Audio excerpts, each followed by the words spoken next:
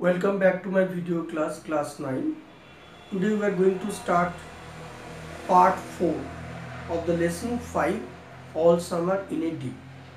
দেখো আমরা এই পার্টটিতে আজকে কি করব, সেন্টেন্স নিয়ে আলোচনা করব, কারণ তোমাদের টেক্সট বুকের গ্রামারি নিউজে কি রয়েছে, সেন্টেন্স নিয়ে আলোচনা করতে বলেছে। কেমন? দেখো আমরা লিখে আমি তোমাদের দেখাই। সেন্টেন্সকে আমরা কি করি, অর্থাৎ ফাংশনালি সেন্টেন্সকে আমরা তিন ভাগে ভাগ করেছি, বা সেন্টেন্সের তোমার সেন্টেন্স এখন মানে আমরা মূলত স্ট্রাকচারটা দেখবো। তাহলে স্ট্রাকচারালি বা গঠনগত দিক থেকে আমরা সেন্টেন্সকে তিন ভাগে ভাগ করেছি। কি কি? একটা হলো সিম্পল সেন্টেন্স, একটা হলো কমপ্লেক্স, একটা হলো তোমার কম্পাউন্ড। কেমন? তাহলে সিম্পল সেন্টেন্স কথাটার মানে হলো সরল বাক্য। কমপ্লেক্স কথাটার মানে হলো জটিল বাক্য, এবং কম্পাউন্ড কথাটার মানে হলো যৌগিক বাক্য। ওকে, তাহলে এখন আমরা কি করব, আগে কি করি আমরা সরল বাক্য নিয়ে আলোচনা করি। দেখো একটা ইংরেজিতে একটা সেন্টেন্স লিখতে গেলে কি করতে হয়, মিনিমাম আমাকে একটা সাবজেক্ট লিখতে হবে, একটা ফাইনাইট ভার্ব লিখতে হবে, আর একটা অবজেক্ট লিখতে হবে। ওকে, তাহলে একটা সাবজেক্ট দরকার, একটা ফাইনাইট ভার্ব দরকার, একটা অবজেক্ট দরকার। এই তিনটে কি শব্দ দিয়ে কি করব আমরা একটা সেন্টেন্স তৈরি করতে পারি। তাহলে দেখো আমি এক নম্বর সেন্টেন্স লিখলাম, এ কুল উইন্ড, একটি ঠান্ডা বাতাস। দেখো এটা হচ্ছে সাবজেক্ট, এ কুল উইন্ড ঠান্ডা বাতাস, ব্লিউ, এই ব্লিউটা হলো প্রবাহিত হয়েছিল, বয়ে গিয়েছিল। তাহলে ব্লিউ হলো ভার্ব, এটা কোন টেন্সে আছে, পাস্ট টেন্সে আছে। অ্যারাউন্ড দেম, তাদের চারিদিকে, অ্যারাউন্ড দেম মানে তাদের চারিদিকে। এবার দেখো পরের সেন্টেন্সটা, তাহলে এ কুল উইন্ড ব্লিউ অ্যারাউন্ড দেম। আবার দেখো আমি লিখলাম I want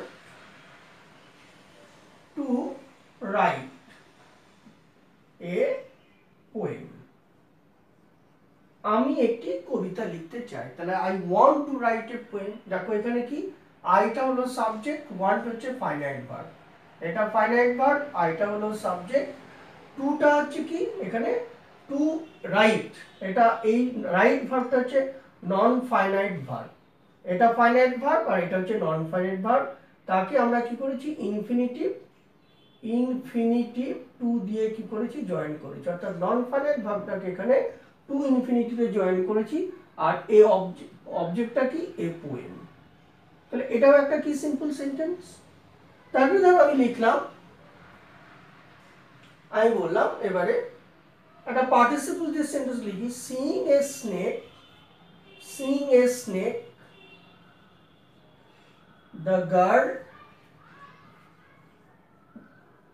cried out, অর্থাৎ সাপ দেখে বালিকাটি চিৎকার করে উঠল। তাহলে সিইং এ স্নেক, সাপ দেখে, এই যে সিইং কথাটা এখানে দেখো এটা হচ্ছে পার্টিসিপল, অর্থাৎ ভার্বের সঙ্গে কি করেছি আমরা আইএনজি যোগ করেছি।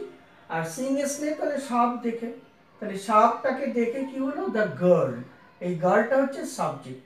তাহলে সিইং এ স্নেক এই পুরো এই পোরশনটুকু হচ্ছে কি পার্টিসিপিয়াল অ্যাডজেক্টিভ। ঠিক আছে, এটা পার্টিসিপল অ্যাডজেক্টিভ বলে। ঠিক আছে, বা আর কি এটাকে বলে পার্টিসিপল ফ্রেজ বলবো, আরো বেটার এটাকে পার্টিসিপল অ্যাডজেক্টিভ না বলে পার্টিসিপল ফ্রেজ বলি। ঠিক আছে, তাহলে এটাকে আমরা পার্টিসিপল ফ্রেজ বলছি। তাহলে সিইং এ স্নেক, তারপরে দেখো গার্ল হচ্ছে সাবজেক্ট, ক্রাইড আউট হচ্ছে ফাইনাইট ভার্ব। এখানে অবজেক্টটা নেই, অবজেক্টটা কিন্তু এখানে মেনশন নেই। এই যে তিনটে সেন্টেন্স, এটা হচ্ছে তোমার কি, এটা হলো সরল বাক্য। তারপর ধরো আমি আরেকটা সেন্টেন্স লিখলাম, অ্যালেকজান্ডার, অ্যালেকজান্ডারের পরে কমা দিলাম, the great king invaded India. তাহলে দেখো এখানে আলেকজান্ডার, এটা হচ্ছে নাউন, তার অ্যাপোজিশনটা কি, দ্য গ্রেট কিং। ঠিক আছে, এটা পুরোপুরি সার কি নাউনের সঙ্গেই কিন্তু যুক্ত আছে। তাহলে নাউন, তার অ্যাপোজিশনটা হচ্ছে গ্রেট কিং, তারপরে দেখো ভার্বটা কি লিখেছি, এটা ফাইনাইট ভার্ব ইনভেডেড, আর ইন্ডিয়াটা হচ্ছে অবজেক্ট। এই ধরনের সেন্টেন্সকে আমরা কি বলবো, আমরা সরল বাক্য বলবো। ঠিক আছে, সরল বাক্য আমরা বলবো। আচ্ছা, এবারে দেখো পরেরটাই চলে আসছি, কমপ্লেক্স সেন্টেন্স। তাহলে কি হবে, কমপ্লেক্স সেন্টেন্স কি করব, এবার আমি দেখাই।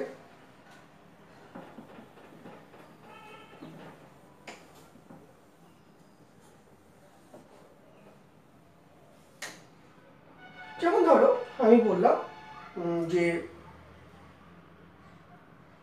আমরা এবার কমপ্লেক্স নিয়ে আলোচনা করছি। প্রথম বাক্য লিখছি, দেখো, when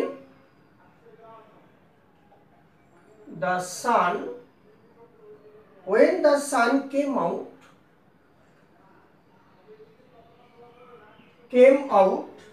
last 7 years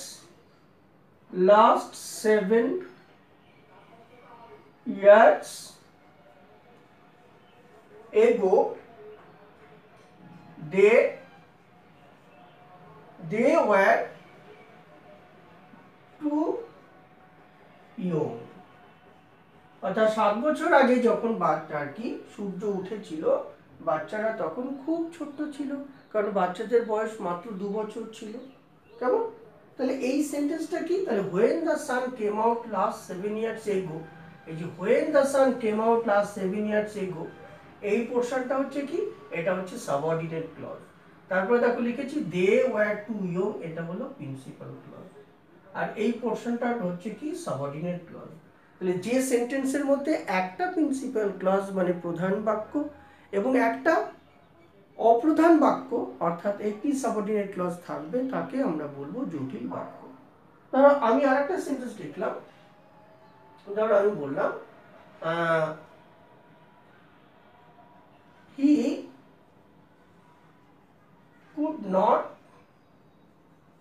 go to school, সে স্কুলে যেতে পেরেছিল না, he couldn't go to school because he was ill, সে অসুস্থ ছিল। তাহলে he could not go to school, এই সেন্টেন্সটুকু কি, এটা হচ্ছে প্রিন্সিপাল ক্লজ, বা এটাকে কি বলি, মেইন ক্লজ, মেইন ক্লজ বলবো। আর বিকজ দে কি হি ওয়াজ ই, এটা হচ্ছে সাবঅর্ডিনেট ক্লজ, যেটাকে আমরা বলছি dependent clause, DC, dependent clause. কেমন? আবার ধরো আমি লিখলাম although he is poor, comma he is honest। তাহলে দেখো although he is poor, যদিও সে গরিব, সে কি, সে হচ্ছে সৎ। তাহলে although he is poor, এটাকে কি বলে, এটা দেখো although he is poor, এটা হচ্ছে তোমার কি সাবঅর্ডিনেট ক্লজ, আর he is honest হচ্ছে প্রিন্সিপাল ক্লজ। তাহলে এই তিনটে সেন্টেন্সকে আমরা কি বলবো, জটিল বাক্য বলবো। ঠিক আছে, এই জটিল বাক্য তোমাদের পড়তে গেলে তোমাকে কি করতে হবে, তোমাকে জানতে হবে কি, তিনটে ক্লজ সম্পর্কে তোমার ধারণা থাকতে হবে। তিনটে ক্লজ কি কি, জটিল বাক্য জানতে গেলে তোমাকে তিনটে ক্লজ সম্পর্কে কিন্তু খুবই ভালো ধারণা তৈরি করতে হবে এবং অনুশীলন করে বা শিখে। কেমন? অর্থাৎ জটিল বাক্য কি পড়তে গেলে তোমাকে কি কি জানতে হচ্ছে, তিনটে ক্লজ জানতে হবে। ঠিক আছে, তো তিনটে ক্লজ কি কি, একটা হচ্ছে নাউন ক্লজ, একটা হলো অ্যাডজেক্টিভ ক্লজ, আর একটা হচ্ছে তোমার অ্যাডভার্বিয়াল ক্লজ। ঠিক আছে, অর্থাৎ নাউন ক্লজ, অ্যাডজেক্টিভ ক্লজ এবং অ্যাডভার্বিয়াল ক্লজ তোমাকে কি করতে হবে, জানতে হবে। ঠিক আছে, আমি বললাম, আমি দেখাচ্ছি নাউন ক্লজ কি। আমি বললাম this is the place, this is the place where he was born. Okay, তাহলে this is the place where, অর্থাৎ this is the place, এই প্লেসটাকে তুমি দেখাচ্ছ এবং কি where দিয়ে। ঠিক আছে, তাহলে এটা কিসের, এটা হচ্ছে নাউন ক্লজের উদাহরণ, this is the place where he was born। ওকে, আর কি আমি বললাম, আমি বললাম this is the place where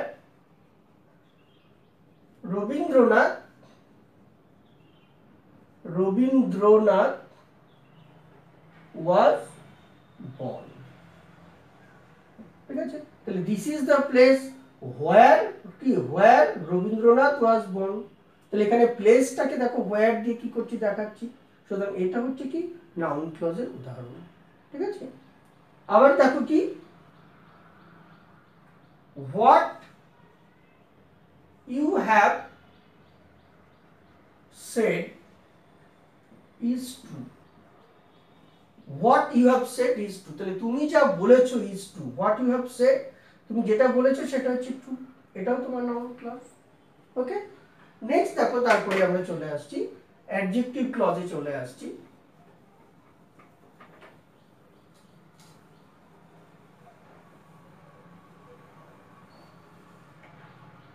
তো আমি বললাম the snake that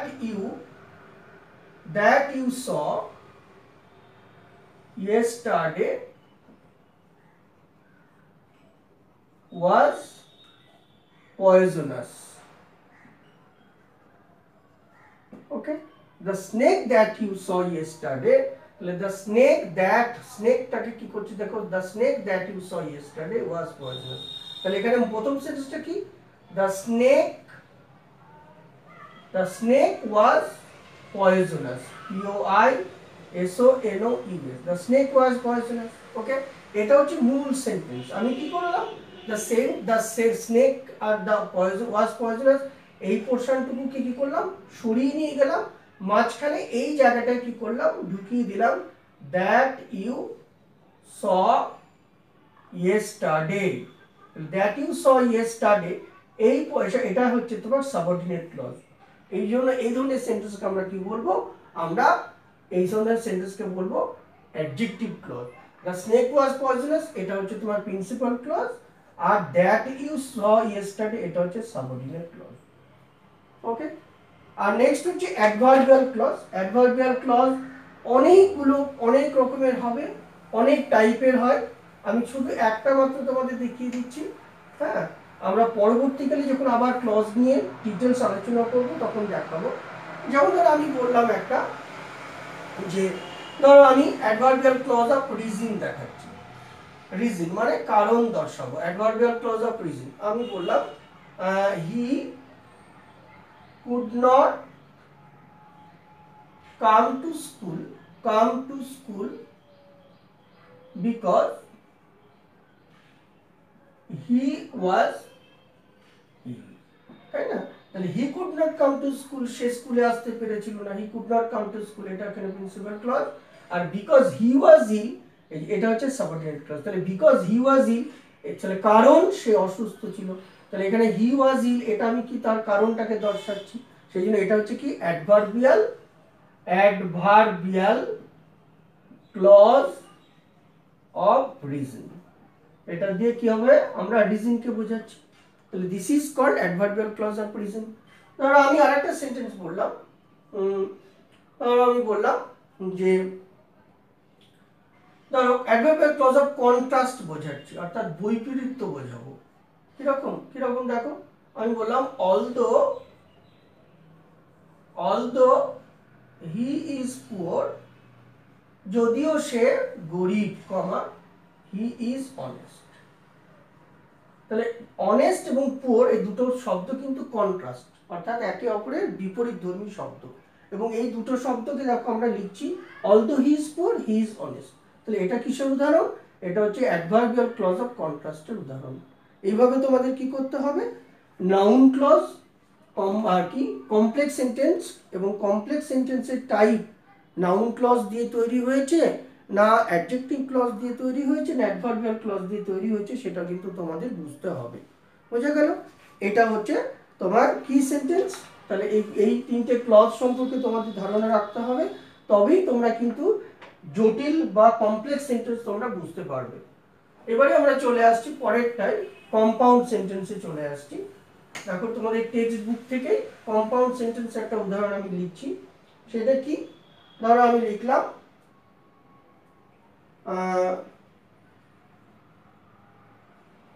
taking off their jackets they let the warm sun, আর কি দেখো লিখেছে taking off their jackets, taking off their jackets, comma they let the sun warm, warm, কি warm their arms, তাহলে taking off their jackets, তাহলে jacket খুলে তারা কি করেছিল, তাদের কি হাতে বা তাদের শরীরে তারা রোদ্দুর লাগিয়েছিল। তাহলে এটা কি ধরনের সেন্টেন্স? এটা হচ্ছে তোমার কি দেখো, taking off their jackets they let the sun warm their arms, this is a compound sentence. ওকে, তাহলে এটা হচ্ছে কি কম্পাউন্ড সেন্টেন্স বা যৌগিক বাক্যের উদাহরণ। ঠিক আছে, কিন্তু এটা কি যৌগিক বাক্যের উদাহরণ না। এটা কিন্তু দেখো টেকিং অফ দেয়ার আর কি জ্যাকেটস, এটা কি আছে, এই টেকিং অফ দেয়ার জ্যাকেটস এটা কিন্তু একটা ফ্রেজে আছে। তাহলে এটা হচ্ছে কি তোমার পার্টিসিপিয়াল ফ্রেজ, পিপি বলে। আর দে সাবজেক্ট, তারপরে দে লেট হচ্ছে ফাইনাইট ভার্ব, আর তারপরে the sun warm their body, এটা হচ্ছে অবজেক্ট। তাহলে এটা কিন্তু কি কম্পাউন্ড সেন্টেন্স নয়। তাহলে কি হবে, এটা কিন্তু কম্পাউন্ড সেন্টেন্স নয়। তাহলে কম্পাউন্ড সেন্টেন্স করলে কি হবে দেখো, তাহলে এটাকে যদি কম্পাউন্ড সেন্টেন্স করি তাহলে কি হবে, they took off their jackets, they took off their jackets and, এবার and দিয়ে আবার দ্বিতীয় শ্রেণী লিখবো, and let the sun warm their arms। এইটা হলো তাহলে কম্পাউন্ড সেন্টেন্স। দেখো দুটো ইন্ডিভিজুয়াল সেন্টেন্স যাদের প্রত্যেকের সাবজেক্ট ফাইনাইট ভার্ব অবজেক্ট রয়েছে, এমন দুটো সেন্টেন্সকে যখন একটা সিম্পল কনজাংশন এন্ড দিয়ে জয়েন করব তখন সেটা হবে কিন্তু কম্পাউন্ড সেন্টেন্স। ওকে, তাহলে এটা হচ্ছে কম্পাউন্ড সেন্টেন্সের উদাহরণ। বোঝা গেল? তাহলে এইভাবে তোমাদেরকে কি করতে হবে, সিম্পল সেন্টেন্স বা কমপ্লেক্স সেন্টেন্স বা কম্পাউন্ড সেন্টেন্স তোমাদের কিন্তু বুঝতে হবে। এবারে দেখো পরের এক্সারসাইজ রয়েছে, এক্সারসাইজ প্রবলেমগুলো আমি সলভ করে দিচ্ছি, তোমরা দেখো কি করে অ্যান্সারগুলো আমি করছি।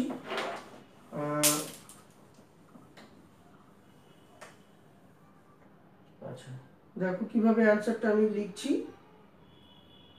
আচ্ছা দেখো প্রথমে কি বলেছে, exercise 4,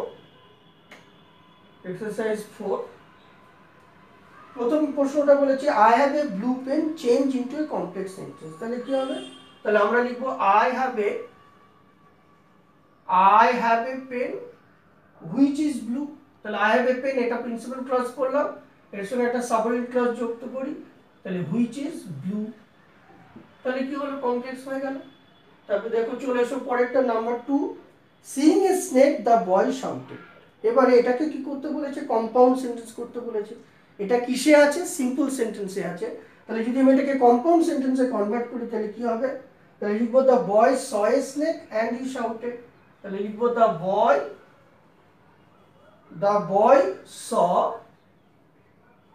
a snake, the boy saw a snake and and he shouted.